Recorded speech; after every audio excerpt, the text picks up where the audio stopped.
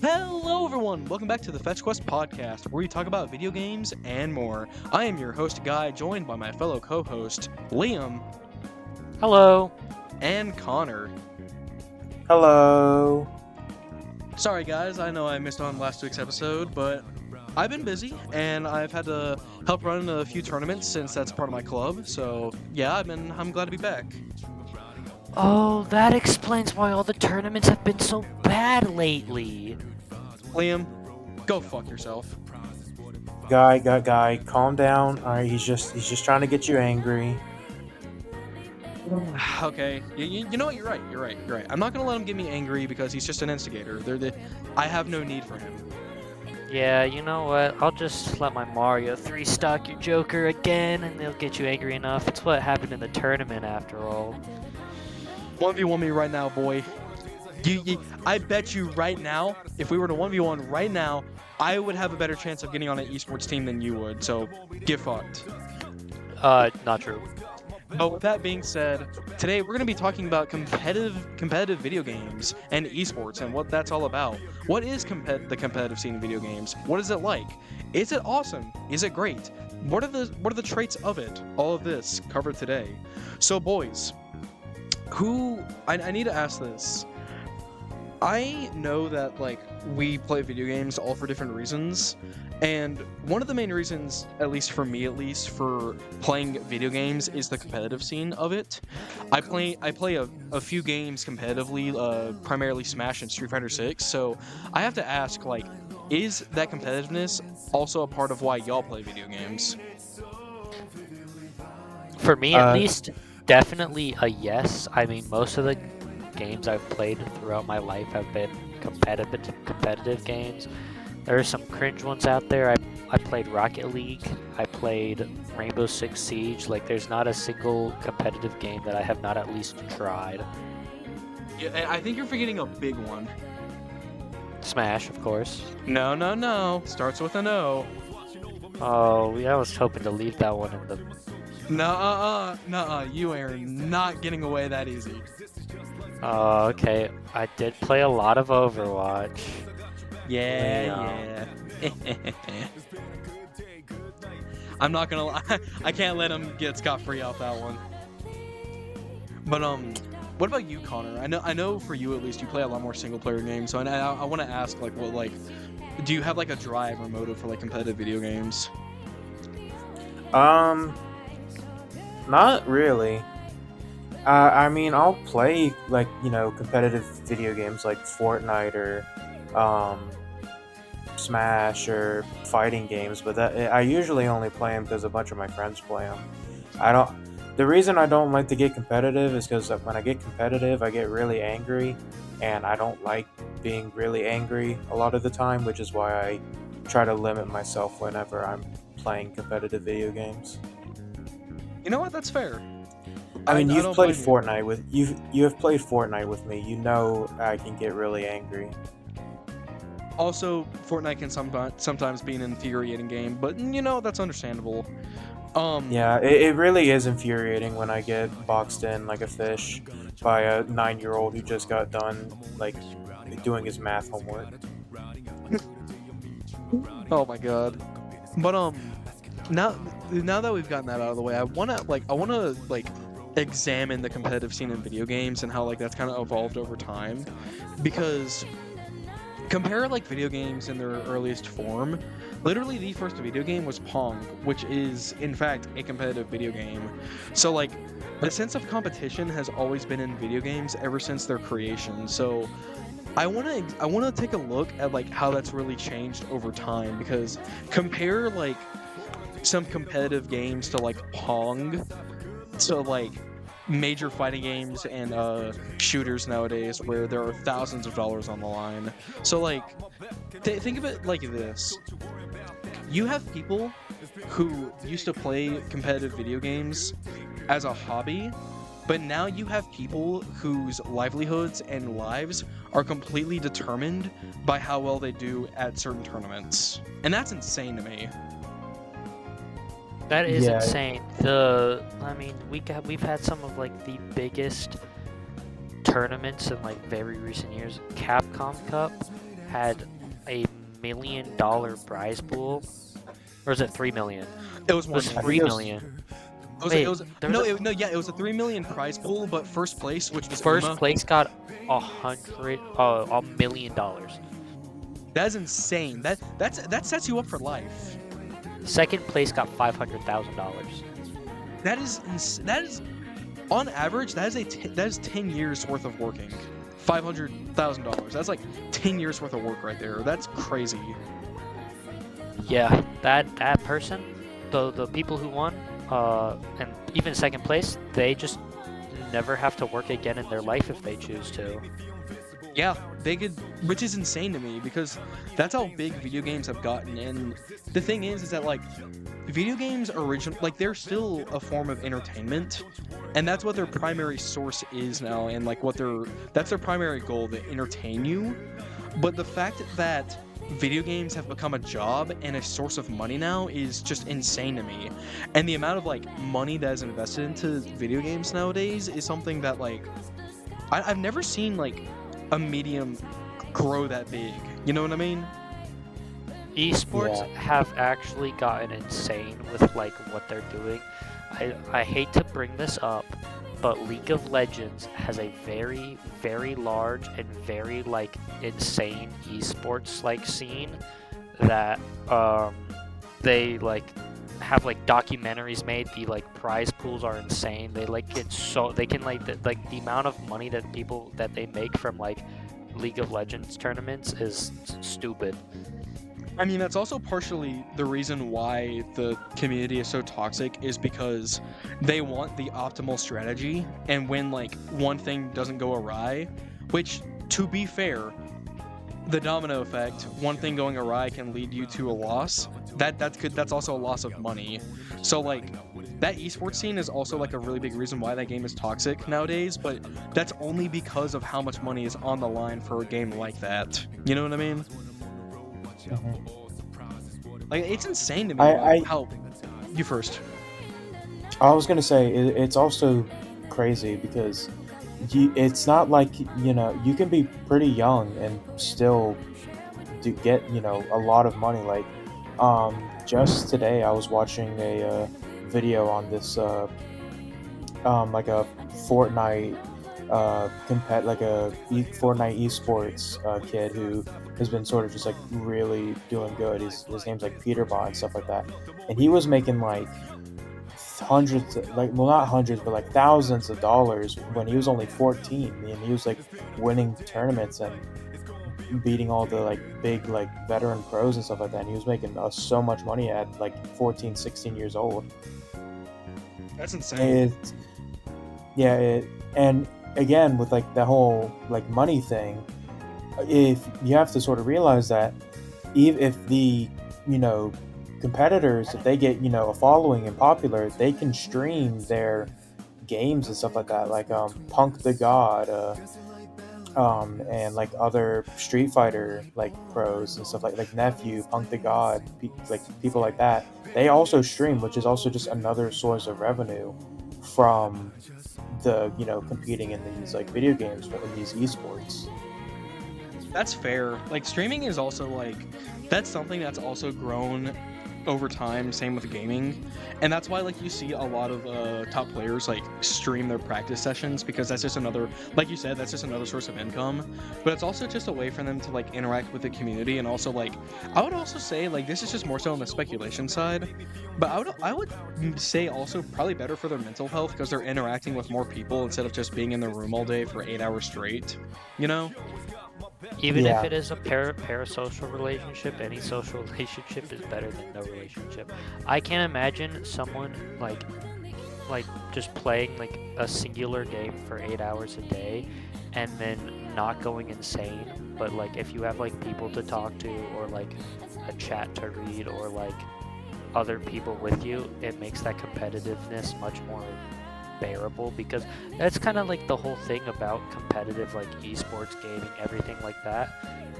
there's a lot that goes on behind the scenes that we don't see. We see the results. We don't see the hours upon hours that these like people are putting in. Like their entire lives are these games. That is like they can't like some of them might work other jobs and play this game on the side, but they are putting a lot of time into one game. It's like ordering food. When you order food, you see the results of what happened to make that, and it's a pretty good result, and you're usually pretty satisfied with it, but you don't see the time and the effort that is put into making that what it is. Now I'm hungry. Some would I'm say also I was hungry cooking now. with that analogy.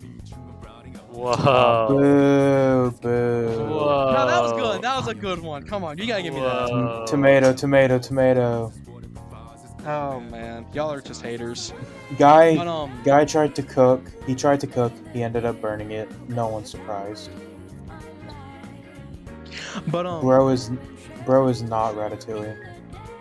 But going back into the topic of just like what Liam was talking about, like the effort that's put into this.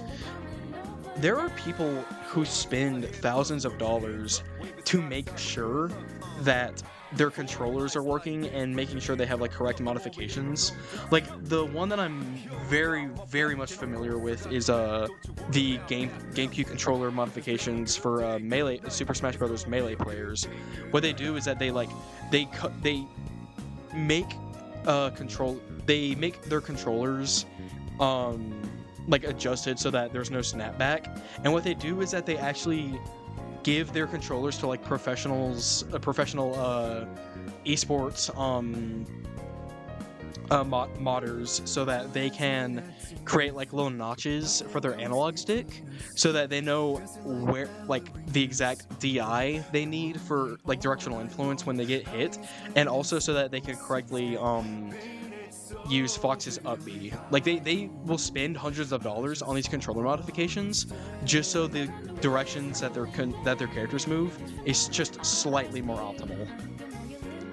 Well, I mean, it makes sense, you know, because it's like, imagine if you were in a huge like $100,000 tournament or something like that, and you lose because you know you messed up Fox's up B, or you DI'd wrong, or you know your controller Missed broke or something. missed your shot in Valorant. Yeah, or you got. I'm just like I know we're all Smash players here, but there are people who know nothing about Smash. So I'm giving like a very funny example, which is Valorant. No, that's Yeah, I mean, I was just going off of like guys thing, but yeah, it is also true because it's like, I mean, it goes for like, you know, keyboard and mouse things too. Like, imagine you're playing like a shooter game like Apex or, you know, something else like that, and your key falls off or something in the middle of the game. Speaking of that, have you like some of the way that people play competitive esports, like some of the ways like they use their controllers or keyboard or mouse or stuff like that is insane. There's like a very famous CS:GO player who has his W key isn't his W key, it's his right click moves him forward. The way he the way he aims or like that kind of thing is with the scroll wheel. what? And he's like probably a top like 5 CS:GO player. I forget his name. That is insane. Wait, so like so for him to move like to move forward in the video game, he presses the right mouse button. what? That's insane. It is a strange thing. That is. Well, I mean, Oh wow. I was gonna say, Yeah. I guess it like could make sense because it's like if you have your aim on the scroll wheel, if you scroll up, I'm assuming it zooms in, and then you can just, if you want to unaim, all you have to do is a quick like dash back, and then since I'm assuming his fire button is still the left mouse click, so I mean, I can see how it works in theory. Yeah, but like, Yeah, in theory, it's just crazy. Like in practice, that's Yeah, that's something I never really like considered. Yeah, I guess you're right in that sense, Connor. But like that is like an absurd example, but of course. But if we're talking more on like the specific sides, I guess a lot of people in fighting games, what they'll do is they will not use like general Xbox or PlayStation controllers or their keyboards for that matter, and they get something called a fight stick, which is it's designed to be similar to the arcade controls, well, like for for an arcade machine. And the reason why people do this is so that they can minimize the misinputs of their characters, so that they don't mess up their combos or strings that they're trying to do. And fight sticks are something that like come custom made too, so people can put like whatever they want on it. And also there are just so many variations of fight sticks with like multiple different kinds of buttons and different macro settings that you can put to the buttons. Not only that, but also just like the formation of the buttons and like the format of how it's set up.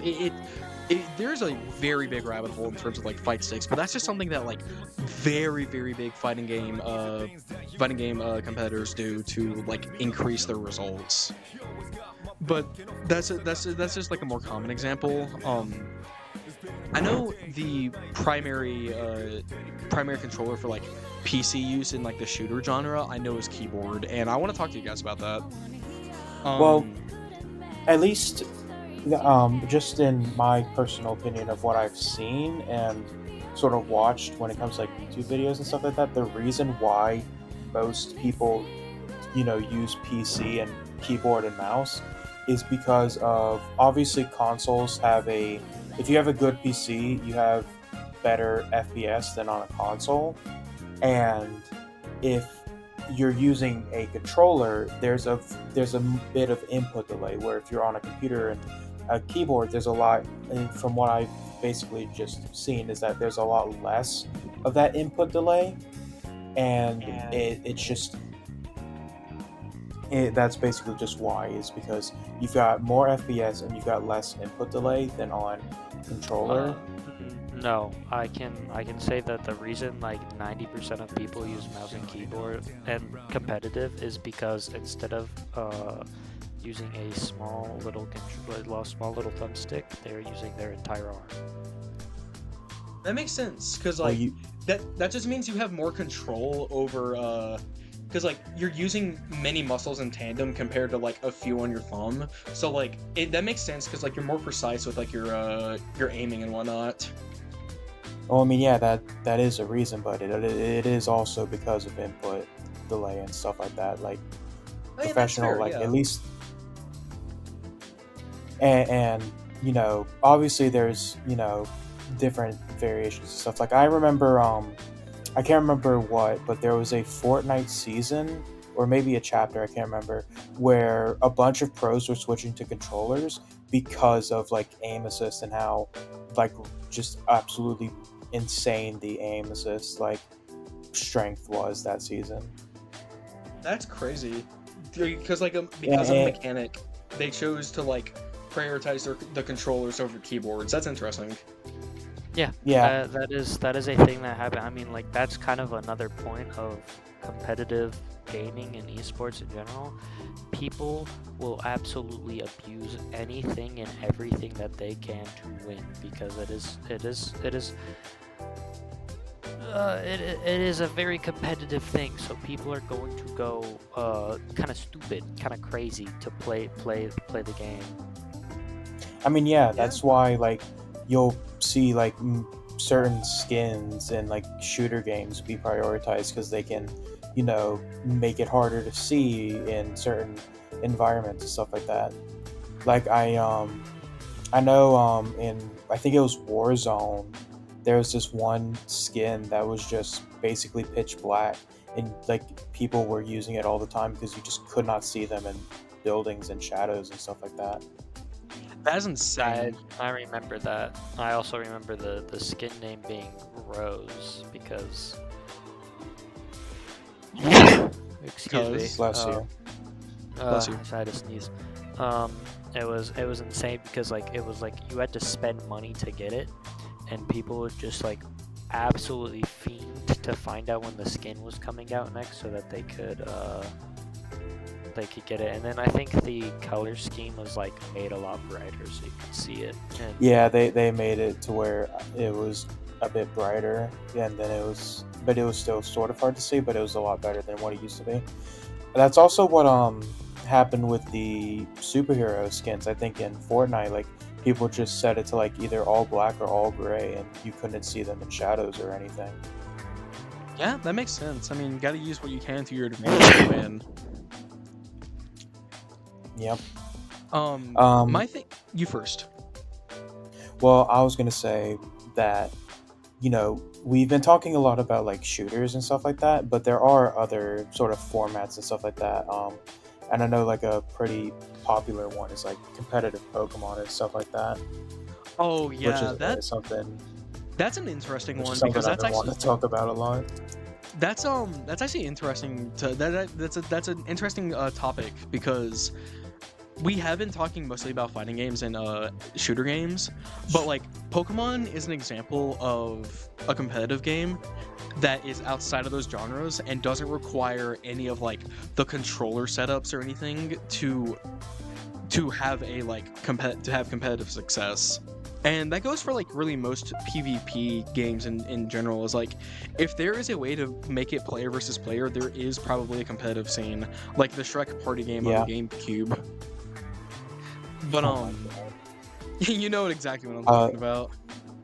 I don't, but There's actually there's a Shrek party game on GameCube that has actually amassed a quite large following in esports. It's really funny. But that sounds very funny.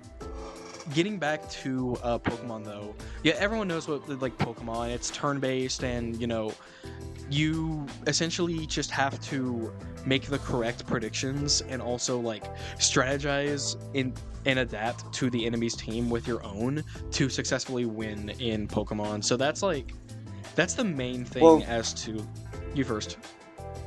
I was going to say the reason why I wanted to bring it up and talk about it is because of the amounts of like how just comparatively how different it is.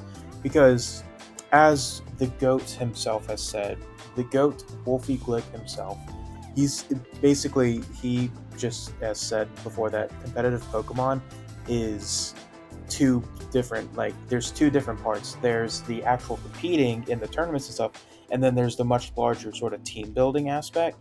Because as we all know, unlike shooter games or fighting games, there aren't many that will get like patches and stuff like that if something's like obscenely broken. Pokemon doesn't do that. Instead, they wait until the next game comes out to fix stuff, and then they wait the next game to fix whatever broken bullcrap that is in the current gen. Like good as gold.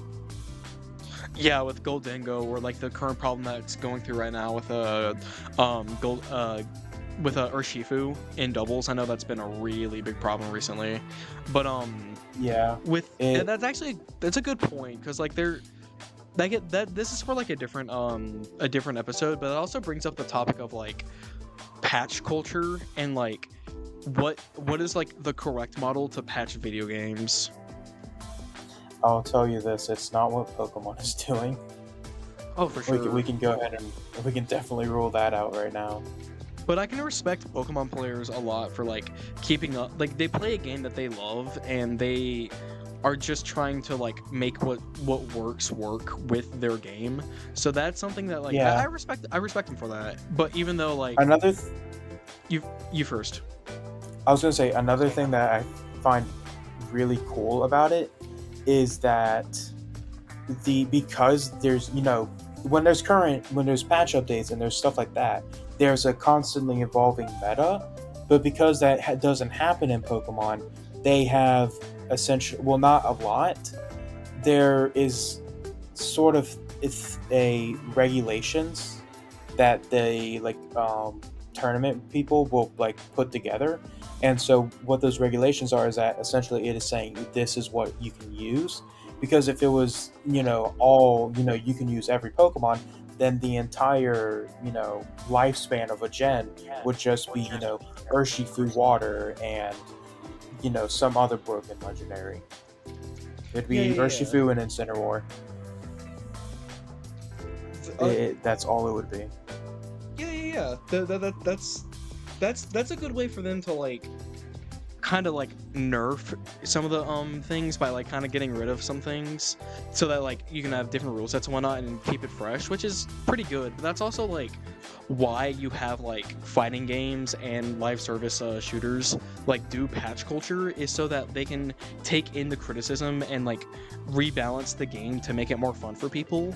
But to bring this full circle back to the beginning of talking about like how big like money has gotten, a lot of people will be very defensive and aggressive about patches in terms of characters, weapons, guns, etc., because they want to make sure that they can win.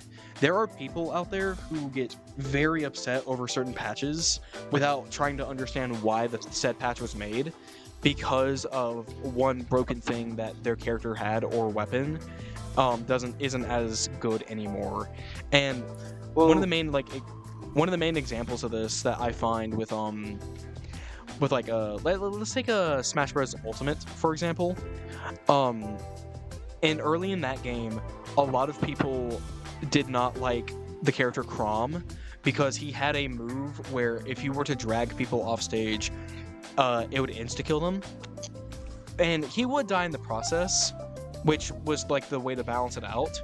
But the problem was that he could combo it from any like very easy combo starter, and the opponent would always die first.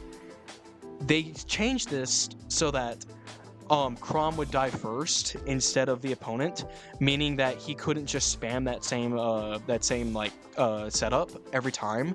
But because of that, a lot of people started to think that like that patch was unjustified, and people were very angry because they couldn't abuse that strategy anymore to win. And that's just one example of many. yeah, I mean, I think when it, like, just as a quick wrap up point, I think that whenever people are designing a game or like trying to patch stuff out, you should always prioritize the casuals, because while the competitive stuff is important, it is not you should never make a game with competitive in mind, because then you're not going to get any casual players that are going to want to keep the game alive. Because I completely disagree, I, actually. I'm not saying you completely disregard the competitive stuff, but I am saying that if you are wanting to, I still think you should try and not really pander, but think more of the casual side than the competitive side before making a game. Liam, what are your thoughts on that? On what? Connor is making the statement that you should always prioritize the casual side of things instead of the competitive when making a like video game. No. I'm not saying No. I'm not saying you completely disregard the competitive. Like I'm not saying like That when it's you're building completely it game dependent. Smash was made for a casual audience and will always be made for a casual audience. And I think that Smash should stay casual. But Street Fighter was always made for it should always stay for a competitive mindset. And I think that's what they're going for. They're making changes that affect metas in a good way because they understand that the vast majority of their player base are people who take the game seriously and want a quality fighting game. Same with Tekken. Like Tekken has casual things, but I think both of those games are good examples of prioritizing competitiveness over The casual casualness. aspect. Yeah. Well, when I'm saying casual, I'm meaning the people that don't go to tournaments and that don't go to competitions and stuff like that. Like those people can stay competitive. That's just not the definition of casual. Yeah, that's just. I think you're referring to like content. You're like that's. I don't know what the exact term for going to like tournaments and stuff, but like I don't go to Street Fighter 6 tournaments. That does not mean I play the game, or I'm not like a casual player. I play I do a lot of stuff like online. It's just not in person. That kind of deal. I'm not, and that's what I'm saying. I'm saying that I'm not. I just got the term wrong, but I'm saying that, and like you said, it is game dependent. But I don't think, people who play esports. You should not prioritize people who play esports and stuff like that. You should always try to prioritize the common person who is just playing the game to play the game. It isn't going to go out to tournaments and stuff like that. Hey, okay, yeah, I agree with that, because like the game should focus on being fun first thing first, and then like build. Obviously, if you want the game to be competitive, build it from there and try to take like what you've learned about the meta and what people have developed and change it from there. But obviously, like I get what you're saying. Make the game fun and make it fun for people, even if they don't play it religiously. Exactly. Yes, that is what I'm trying to say. Yeah, and that's fair. That's completely fair. But with that out of the way, guys, I think we're beginning to wrap up a little bit. I personally love competitiveness in video games, and there's so much we didn't even talk about in this episode. This is just like a bare bones, like kind of like analysis and like look at like what competitive games are and like a look into it. But it's just, I play video games competitively and I love doing it. It's like a sense of like getting better and fighting people that are good. It's just brings so much satisfaction to me, and that's something that I can apply to so many games. That I love competing in different games, whether it's fighting games, shooters, etc. And yeah, I just love competitive games, and I'm glad that esports is seeing the rise that it is, and that's just something that, frankly, I see only going upward. I agree with everything that you said, and I mean, competitive games I think are only going to evolve and become more and more mainstream. I mean, hell, there's some on like actual like cable television already of competitive like games on that. So I think it's only going to go up from here, and like only good things will come out of this, and I think that's awesome. Yeah. Connor, any last points? That entire thing was my last point. Gotcha. But with that being said, guys, thank you so much for watching this episode. If you like content like this, smash that like and subscribe button, like how you smack your controller after losing it to a high intense set. And make sure to comment down below what competitive video games you might be playing, or what games you think you might join a competitive scene. But with that being said, guys, thank you so much for watching. We've been Fetch Quest, and this has been our episode about competitive video games. Thank you very much. See you later. Goodbye. Wow. Awesome.